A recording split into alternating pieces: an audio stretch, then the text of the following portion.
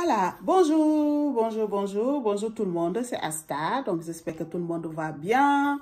Voilà, si vous passez là pour la première fois, moi je suis Asta, je suis esthéticienne et coiffeuse, et donc bienvenue dans mon univers. Voilà, donc aujourd'hui, sous cette petite vidéo, donc on va faire une baume solide nourrissante pour les cheveux. Voilà, donc pour cette baume nourrissante, donc ce qu'il nous faut, c'est très simple. Il nous faut une petite moule, voilà. Il nous faut la balance pour peser, notre petite bol, une mini fouet, cuillère et spatule au cas où. Voilà. Il nous faut notre alcool, c'est très important pour désinfecter votre plan de travail, laver les mains, désinfecter les mains, désinfecter tout votre matériel après avoir lavé le matériel. C'est très important quand on fait de la cosmétique à la maison. L'hygiène, vraiment, dans la cosmétique, l'hygiène est primordiale. Voilà, est vraiment primordiale. Toujours désinfecter, désinfecter, désinfecter. Voilà. Donc ça, c'est fait. Donc, après, donc, il nous faut nos produits.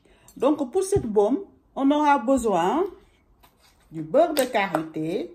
Je vous le montre. Ça, c'est mon beurre de karité. J'ai ramené d'Afrique. Voilà. Ça fond fort. Ça, c'est vraiment du beurre de karité. Il n'y a rien à dire. Voilà. Mon beurre de karité, alors. Donc, pour cette beurre de karité, donc ça, je vais faire ça. Voilà. Et mettre ça à 0. Donc, le beurre de karité, il nous faudrait 30 grammes. Donc, 30 grammes beurre de karité. Voilà. Donc, ça, c'est vraiment important. Hop.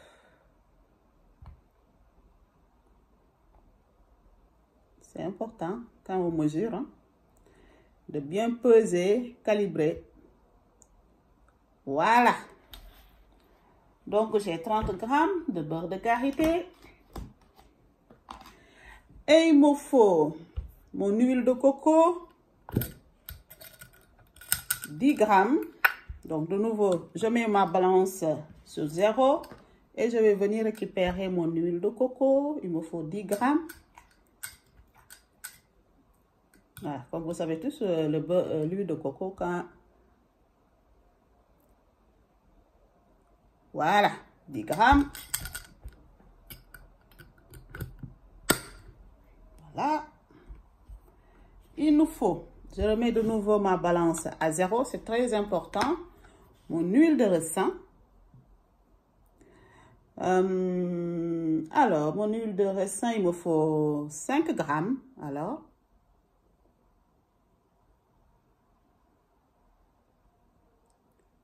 trois, 4. Et voilà. Voilà.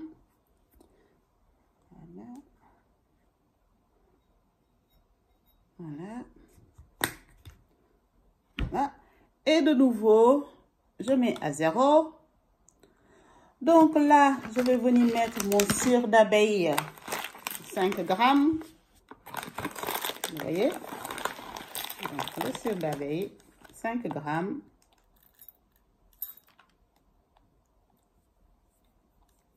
Voilà, 5 grammes pile. Voilà, donc là, j'ai ma préparation pesée.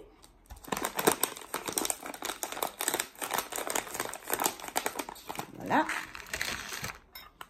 Voilà, donc là, pour moi, aujourd'hui, je vais utiliser cet appareil. Vous voyez, cet appareil. C'est vraiment super, cet appareil. Hein. Pour quand on fait des petites quantités, c'est vraiment super sur la table à manger, de le faire comme ça. C'est un appareil vraiment super avec une petite casserole comme ça. Hein. Bon, normalement, vous pouvez aussi l'utiliser direct, hein, direct sur cette casserole, mais moi, je ne veux pas. Voilà, moi, personnellement, je ne veux pas. Je préfère le faire au bain-marin. Le bain-marie, je préfère. Hein. Voilà, je préfère au bain-marie. Ça, c'est sûr. Voilà. Donc, ça. Donc là, on va laisser fondre. J'espère que ça va se faire vite. Quand on va... Voilà, je l'espère. Hein? Oui, ça va fondre vite, je pense. Oui, ça ne va pas durer. Voilà. Donc, on le met donc de côté. Donc, ce qui concerne donc, là, on est donc, on laisse fondre au bain-marie, hein, comme j'ai dit. Après que tout est fondu, on va tout mélanger. Après le mélange, on va le mettre dans cette petite moule. Voilà, on va le mettre dans cette moule et après, on le met au réfrigérateur pendant 1 heure. On le sort, on le démoule et après, on le laisse aller libre. Voilà. Donc, cette baume, on peut le conserver pendant 3 mois à l'abri de la chaleur. Hein. Voilà, ça c'est sûr. Voilà. Donc, et si on veut savoir, par exemple, pour les grammes, quand on veut convertir, parce que comme vous savez, en formulation, les grammes, ça veut rien dire. En fait, ça veut dire quelque chose pour ceux qui parlent le français. Par exemple, si vous allez en Angleterre, là-bas, on parle de livres. Donc, vous voyez. Mais la langue universelle pour tout le monde, c'est là le pourcentage. Le pourcentage, en fait, va permettre, si vous avez votre formulation, vous pouvez l'amener en Afrique, le chimiste va comprendre ce que vous voulez dire. Vous l'amenez en Chine, le chimiste va comprendre ce que vous voulez dire. Vous l'amenez aussi aux États-Unis, partout dans le monde, le chimiste que vous avez à faire, le labo qui va faire votre produit va comprendre exactement ce que vous voulez dire. Donc, c'est pour cela c'est important de savoir le convertir les grammes en pourcentage. Bon, et là, je remets encore un peu. Voilà. Voilà, donc ça, c'est vraiment important. Donc, pour le beurre de karité, je disais que pour le beurre de karité, on a besoin de 30 grammes. Donc, 30 grammes, ça fait 60% de notre produit fini. Voilà. Donc, pour l'huile de coco, j'ai dit on a besoin de 20 grammes. Donc, pour ça, on a... non, pour l'huile de coco, on a besoin de 10 grammes, ce qui fait 20%. Donc, l'huile de raisin aussi, on avait besoin de 5 grammes, ce qui fait 10%. Et aussi, le cire d'abeille, on avait besoin de 5 grammes, ce qui fait aussi 10%. Et si on calcule le total, notre produit, il vient à, c'est pour une gramme, le poids total de 50 grammes. Et notre produit, si tu calcules tout le pourcentage, vous avez un produit à 100%. C'est important, quand vous faites une formulation, que le produit fini doit conforme à tous les ingrédients que vous avez mis. Ça veut dire, en grammes, ça doit être, au départ, vous êtes parti pour un 50 grammes, mais pour le pourcentage, ça doit faire 100%. Ça veut dire, les 60%, les 20% et les 10 et 10%, ça fait 100%. Ça, c'est très important. C'est les bases. Je reviendrai peut-être un jour sur une vidéo beaucoup plus sous ça pour convertir les grammes en pourcentage. Ça, c'est vraiment quelque chose que quand vous voulez excéder dans ce domaine, c'est quelque chose vraiment qu'il faudra que vous maîtrisez. Hein? C'est vraiment important. C'est quelque chose qu'il faut vraiment maîtriser. Hein? Ça, c'est vraiment important à maîtriser. Voilà, c'est quelque chose qu'il faut maîtriser. Calculer grammes en pourcentage. C'est quelque chose qu'il faut maîtriser. Ça, c'est vraiment important. C'est pour la formulation. Si vous voulez le mettre, par exemple, sur une table Excel. Par exemple, moi, là, ma formule, il est sur une table Excel. Parce que depuis quelque temps maintenant, je le mets sur une table Excel. Donc, sur cette tableau Excel, vous avez une colonne pour les ingrédients. Moi qui est ici en Europe, j'ai une colonne donc pour INSI. Voilà, c'est donc en fait les noms de produits en latin. Ça, ici en France, en Europe en tout cas, c'est obligatoire, surtout si vous voulez vous lancer dans le cosmétique et si vous sortez un produit tout ça, le beurre de karité doit être aussi noté en latin. Ça, c'est important. Voilà. Donc, il y a aussi une colonne pour le pourcentage et il y a aussi une colonne pour grammes. Donc, ça, c'est vraiment important de le savoir. Hein. C'est vraiment très, très important de savoir tout ça. Voilà. Donc, ça, c'est ce que je voulais vous dire en attendant que mon tandouille là se met à... Voilà. Franchement, j'aime bien cet appareil parce qu'elle est petite, mais ça fait le taf. Voilà. Ça fait vraiment son job. Franchement, pour des petites choses comme ça, ça fait vraiment le taf. Ça, c'est pas mal. Voilà. Bien sûr, c'est un appareil qu'il faut brancher à l'électricité. Hein. Ça, c'est à savoir. Voilà. Donc, pour utiliser donc notre baume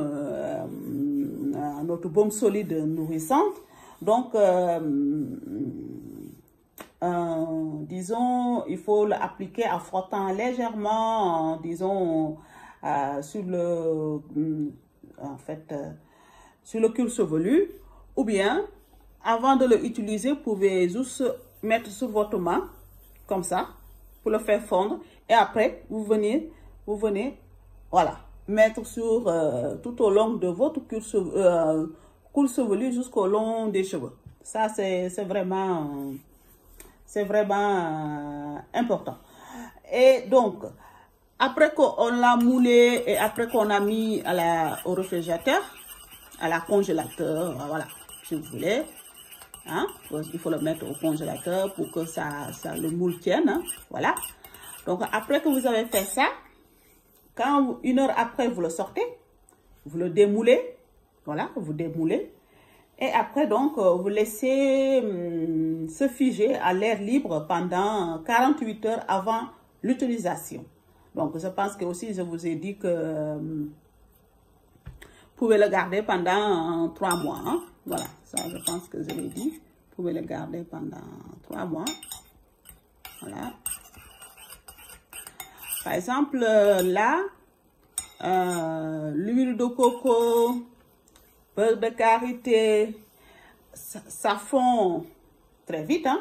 Voilà, ça fond très vite. Et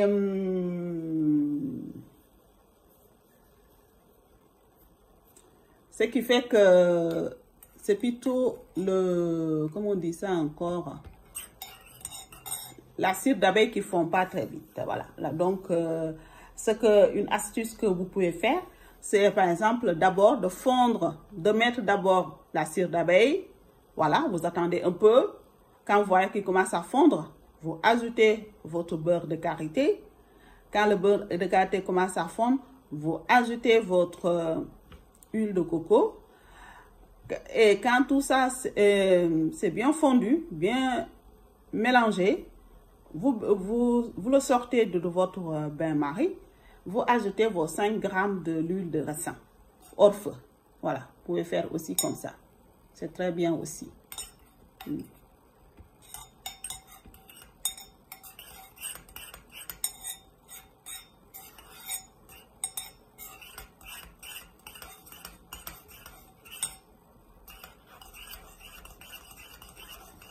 Voilà. Et là, j'ai ma matière là. Là, je peux éteindre. Non, franchement, pas mal. Et voilà. Donc là, vous voyez. Voilà. Là, tout est fondu. Et quand vous faites donc ce genre de formule, par exemple, ce genre de formule, vous n'avez pas besoin de conservateur. Hein? Comme vous savez, il n'y a pas d'eau, il n'y a rien. Hein? On n'a pas mis de glycérine, il n'y a rien d'autre, ni de l'aloe vera. Donc, vous pouvez l'utiliser sans conservateur. Il faut toujours mettre conservateur quand vous savez que votre mélange, il y a de l'eau dedans.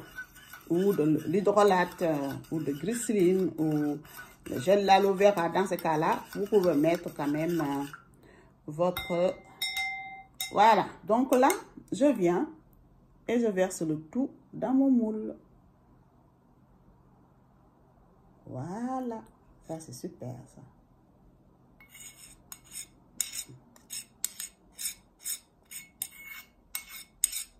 Si par exemple, vous n'êtes pas du tout pressé là où vous êtes, hein, surtout si vous êtes en Afrique, si vous n'êtes pas pressé, c'est très simple. Vous le mettez dans le moule et vous l'oubliez là-dessus. Voilà, vous l'oubliez jusqu'à le lendemain. Voilà, si vous n'êtes pas du tout pressé.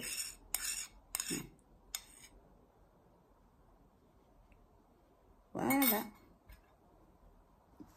Donc là, je vous montre. Hop. Hop. Désolé. Il faut... Vous voyez là. C'est galère, hein? Pour vous montrer quelque chose. Bon, je vais vous montrer.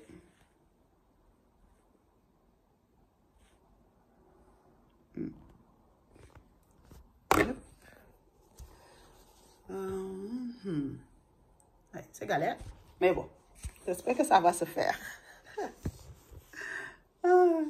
Dans tous les cas, voilà, il est là sous cette moule. Donc, on se revient tout à l'heure pour démouler. À tout de suite. Et voilà mes amis, donc là, comme vous le voyez, le produit, voilà. Une heure après, au congélateur. Voilà. Donc là, je vais essayer plutôt de le démouler avec une seule main parce que j'ai l'autre qui tient la caméra, comme vous le savez, comme d'hab. Ah, j'adore ça. Hop. Hop. Et voilà. C'est super, non? Voilà. Franchement, j'aime ça parce que voilà. Hein? Magnifique. Vous voyez? Voilà. Ça, c'est vraiment beau.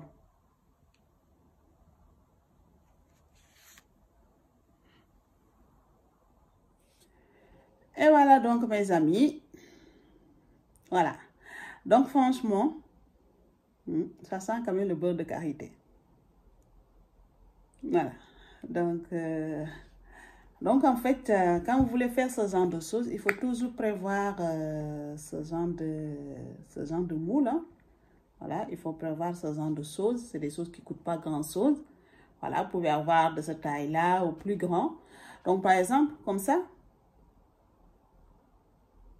c'est quelque chose, vous pouvez, c'est déjà, c'est très beau, je trouve. Bon, vous enlevez donc ce bout-là. Voilà. Et voilà, vous pouvez emballer une belle packaging et vendre. Voilà. Par exemple, là, c'est pour 50 grammes. Si vous voulez une moule plus grande, il y a des moules 100 grammes, 200 grammes, 250 grammes. Voilà. Vous avez pour tout. Par exemple, là, moi, je vais le laisser encore poser pendant 48 heures avant de l'utiliser. Voilà, 48 heures pour que ce soit bien, voilà. Donc, par exemple, là, je vais vous expliquer comment l'utiliser. Là, vous venez, disons, de le faire. 48 heures après, vous voulez l'utiliser. Vous savez que vous ne pouvez pas comme ça le frotter sur la tête. Voilà. Donc, ce qu'il faut faire, vous êtes chez vous. Vous allez, par exemple, couper un bout. Avec un couteau, vous coupez un bout. Voilà. Vous le faites fondre. Vous coupez un bout. Si c'est en Afrique, c'est pratique en Afrique.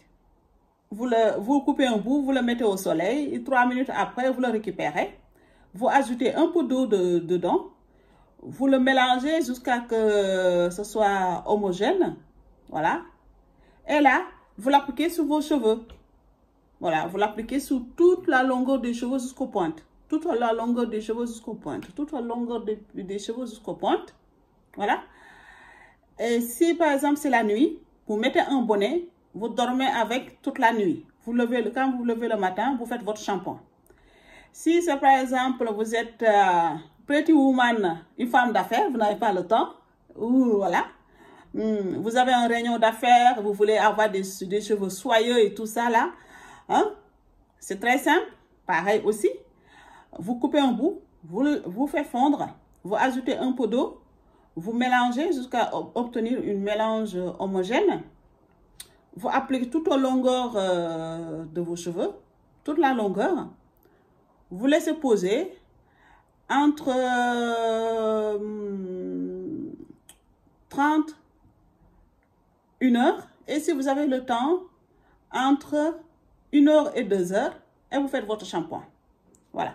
Ça, quand même, je vous conseille de faire ça. C'est une sorte de bain, un bain d'huile, hein. Voilà, un bain d'huile pour prendre soin de vos cheveux. Je vous conseille peut-être, si vous avez le temps, une fois tous les 2 semaines, vous le faites. Voilà. Donc, et voilà, donc on a donc notre fameuse baume solide, nourrissante pour nos cheveux. Voilà, très pratique. Surtout aussi, si par exemple on part en vacances, ce genre de choses, vraiment c'est très pratique. Vous l'amenez avec vous, très facile à glisser dans le trousseau de toilette. Voilà. Donc vous avez ça à essayer, c'est très simple, les ingrédients, vous le savez. Beurre de karité, huile de coco, vous avez aussi l'huile de raisin et aussi la cire d'abeille, et vous avez votre bain d'huile solide pour prendre soin de vos cheveux. Je vous dis donc à très bientôt pour une nouvelle tuto. Bye!